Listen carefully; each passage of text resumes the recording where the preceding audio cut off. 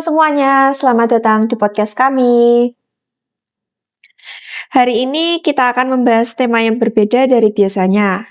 Jika sebelumnya kami membahas topik sosial, kali ini kami akan membahas pengalaman horor. Berdasarkan kejadian nyata yang dialami langsung oleh narasumber, saya sendiri Fadila Zulfa Salwa dan saya Fiorella Nazwa Zahra. Hari ini saya akan menceritakan beberapa pengalaman horor pribadi saya saat saya di rumah saya sendiri. Jujur ya teman-teman, pas mencerita ini tuh saya juga takut karena kan katanya kalau menceritakan sesuatu yang horor itu nanti kan datang gitu ya ke sini. Tapi gak apa-apa.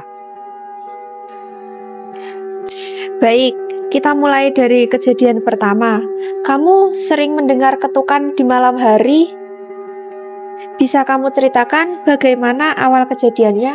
Sebenarnya itu gini, bukan ketukan pintu sih, tapi kayak ketukan di dalam lemari gitu loh, kayak di dalam kan dulu aku tuh kan rumahku itu gabung sama rumah kakek nenek aku ya kak ya. Iya. Nah itu tuh rumahnya kan rumah tua gitu. Nah terus di rumahnya itu ada kayak lemari jadi gitu, warnanya hitam kalau nggak salah. Kalau nggak coklat ya hitam. Itu tuh sering kayak tiba-tiba ada yang ngetuk-ngetuk gitu loh dari dalam gitu. Sering banget sampai sekarang masih kayak gitu. Terus kalau di kejadian di kamar aku itu apa ya, kadang kalau malam-malam gitu jam 12, jam 1, apalagi seringnya itu jam 12 pas itu tiba-tiba kadang aku dengar kayak suara-suara apa ya, kayak orang nangis gitu, tapi aku juga nggak tahu ya itu beneran suara orang nangis atau kucing, kan bisa aja kan kucing ya, tapi kayak kayaknya nggak masuk akal kalau kucing, tapi setiap malam suaranya di jam itu yang sama gitu. Terus apalagi aku juga sering ketindihan kak, sampai sekarang itu bahkan aku aja pernah sampai kayak di titik kayaknya aku nanti malam ini ketindihan deh gitu tuh, sampai udah hafal gitu loh karena sesering itu tindihan, bahkan nggak sengaja ketiduran gitu aja bisa ketindihan. Aduh, kok serem ya? Selain ketukan pintu, kamu juga sering mendengar suara-suara aneh. Suara seperti apa yang kamu dengar? Ya itu tadi kak, kayak suara itu tadi, orang nangis itu tadi, tapi kan nggak pasti ya itu suara apa. Terus ya banyak sebenarnya tuh, banyak banget cerita-cerita yang sebenarnya tuh kan kayak gimana ya, karena itu di rumah sendiri makanya tuh nggak takut gitu loh kak, karena kan setiap hari ya udah biasa juga gitu loh. Terus kayak kalaupun takut ya mau kemana lagi kan di rumah sendiri. Iya benar-benar. Pengalaman yang terakhir ini mungkin yang paling menyeramkan. Kamu sering mengalami ketindihan saat tidur, benar? Iya. Setelah mengalami semua kejadian tersebut, apakah ada perubahan dalam dirimu, Vio? Aku menjadi lebih kalau aku sih ini ya, sebenarnya kalau perubahan gitu tuh nggak ada ya, karena emang udah sesering itu ya. Awal-awalnya tuh kan aku kan nggak tahu ketindihan tuh apa ya.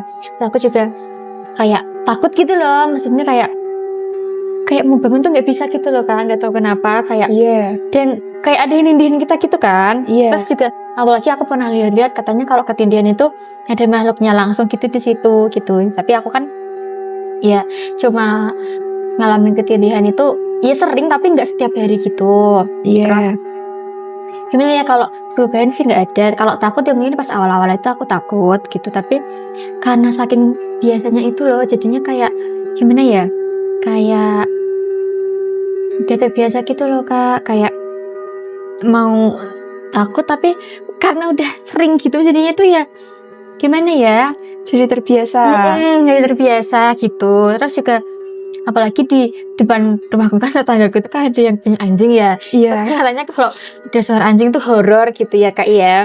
Itu makanya apalagi itu udah malam-malam tuh setiap hari dengar suara anjing. Terus malah kadang ada suara burung, kayak burung orang-orang meninggal. Kalau orang-orang dulu bilang tuh burung orang meninggal itu loh kak, tahu kan? Tahu. Itu juga. Terus apalagi ya,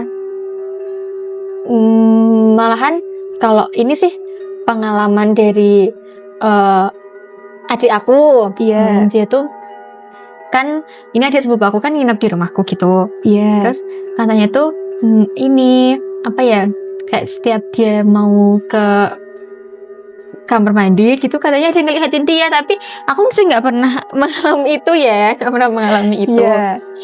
Terus apa ya banyak, terus tiba-tiba itu apa, lemari kamarku tuh kebuka sendiri gitu. Tapi kan emang gak kekunci, siapa tahu kan angin. Iya, bisa Makanya aja aku kan nggak angin. tahu ya itu apa gitu. Tapi kayak banyak banget hal yang nggak masuk akal, kayak banyak banget, beneran banyak banget gitu. Kalau tentang orang makan di dapur tiba-tiba itu bukan Kak, itu bukan. Oh ya Kak, aku punya cerita ya ini guys. Ini tentang satu orang di desa aku. Ini kita samain aja namanya. Kita panggil orang itu apa ya? cowok apa cewek, Kak? Cowok Kak, ini cowok, ini udah tua ini. Kita panggil aja Mbah itu ya, mbahnya itu. Jadi mbahnya itu kan udah sakit-sakitan ini Kak, Iya. sakit-sakitan parah gitu kan. Iya. Nah, itu tuh dia tuh udah kritis gitu sekarang di rumah sakit. Nah, Iya. kebetulan pas itu buyut aku meninggal. Iya. Meninggalnya kenapa tuh? Meninggalnya itu sakit karena udah sepuh aja, udah 100 tahun lebih umurnya. Oh. Terus, jadi simbahnya itu Iya. tiba-tiba datang ke rumah buyut aku buat ngelayat. Iya. Tapi ditanyain diem aja gitu. Dan yang lihat tuh yang satu kakak sepupuku. Iya. Ya itu yang kedua Pak Dek aku. Ditanyain tuh diem aja gitu. Katanya diajak salaman, loh udah sembuh gitu kan, kalau bahasa Jawa wes mari Mbah gitu kan. Iya. Terus katanya udah gitu. Nah tapi ternyata besoknya mbahnya itu ternyata udah meninggal dari kemarin, sekarat. Berarti kan nggak mungkin dong kayak tiba-tiba itu Berarti yang datang ke rumah buyut itu siapa? ya itu siapa? Dan yang lihat tuh maksudnya nggak cuma 1-2 orang gitu loh Kak, ada lagi gitu loh orang-orang yang lain gitu.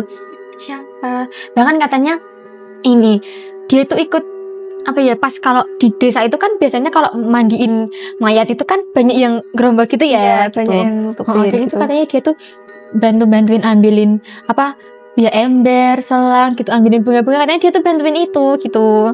Aduh, Dan banyak yang lihat. Terus katanya juga pernah pas kalau di desaku itu ada, jadi kan kebetulan aku tinggal di desa ya teman-teman. Kalau di desaku itu ada apa sih tahlilan yang 3 hari 7 hari iya, itu. Iya. Nah itu kan katanya dia tiba-tiba di situ, tapi itu posisinya udah meninggal. Udah Iya. meninggal tapi katanya dia ke situ ikut apa sih? Tahlilan. Ke tahlilan, ikut tiduran di situ gitu. Kan karena biasanya kalau habis tahlilan itu nggak langsung pulang bapak-bapak tuh Kak. Kayak di situ dulu ya, kayak ngobrol-ngobrol lah apa ya, biasanya begadang gitu loh sampai pagi gitu. Dan katanya itu dia di situ, tapi orang lain tuh nggak ada yang notice itu dia.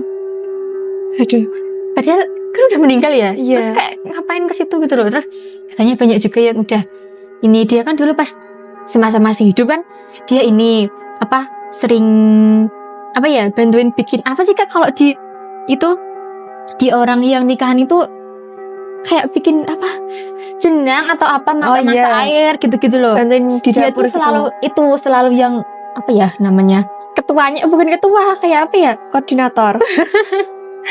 yang punya yang apa ya Kak, maksudnya yang handle itu semua gitu loh. Iya. Katanya sampai sekarang pun kalau ada orang yang apa nikahan gitu dia masih sering ke situ. Ini cerita real, cerita nyata di desa aku, bahkan sampai sekarang ini aku sering cerita ini ke teman-teman juga gitu. Kayak soalnya kayak ya sebenarnya ini tuh nggak boleh ya Kak, karena kan udah meninggal yang nggak boleh diceritain, tapi kayak ya gimana ya. Terus katanya ya ini Kak, katanya kenapa bisa sampai kayak gitu, karena seumur hidupnya itu dia tuh dulu kayak sering ikut pengajian, tapi pengajiannya tuh kayak nggak jelas gitu. Karena apa, ngaji bareng-bareng di suatu desa gitu, tapi ngajinya tuh lampunya dimatiin semua dan nggak boleh bersuara. Tuh ngaji apa gitu. Ngaji apa?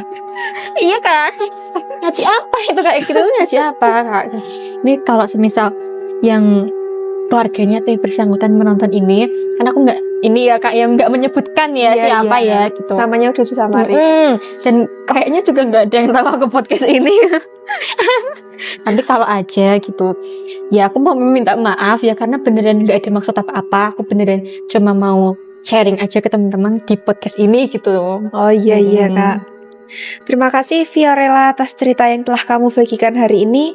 Pengalaman ini mengajarkan kita bahwa rasa takut bisa muncul dari hal-hal yang tidak terlihat, namun tetap terasa nyata.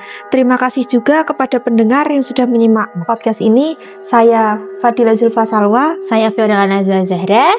Sampai jumpa di podcast berikutnya. Bye-bye.